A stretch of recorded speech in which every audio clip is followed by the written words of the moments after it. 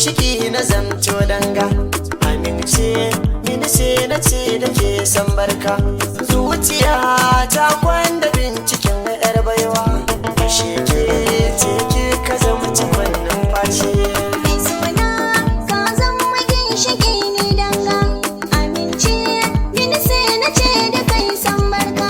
Zuciya ta kwana binciken dan baiwa.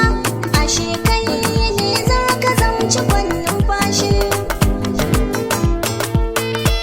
Sauti daga arewablog.com. So ne abin kamar a mafarki, bayyana shi gare ki ne ya zama jan aiki. Za na kara hakinki ba ni san kira ki, ruwan kauna da za na sa a makoshi. Na riga na fara son ka tun ran farko. Adanawa ne a zuciya ce da ku. Aka ce giji lahira a dole na sako. Tunda dai na gane kai kanin rarrashi. Ki zan yi ginin gidan zako mai kwari, zan yi kofofin shigar shi tare-tare. Ba ni san arko ni gunki jin labari, tunda dai sirrin muna mune boye shi. Zuciya sai babu kai ta kan san kunci. Wani san rabuwar mu ko gurin yin bacci.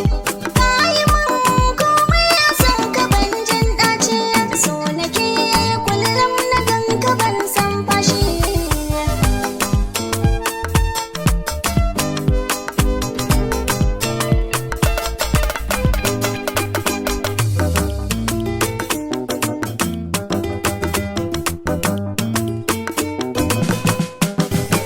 Yaban da na yo gare ki ce na daidai, zo mu zauna ba ni san kimin misalin.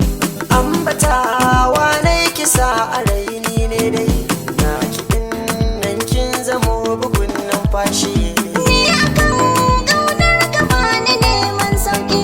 Dan akan kai na shirin faɗa da sayaki.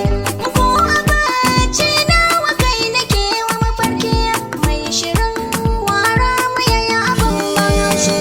Kin gani dai ke kaɗai kike min kamshi, kin garke ni da gaske ba ki san garwashi. Tunda dai a kwararrafa ake jin danshi, za da zauna abun ki san ki babu irin shi. Mai suna ka zama ginshiki ni danga. Amince mini sai na ce da kai san barka. Zuciya ta kwana binciken dan baiwa. Ashe kai ne za ka zamci kwannin fashi. Suna zama ginshiki na zamto danga.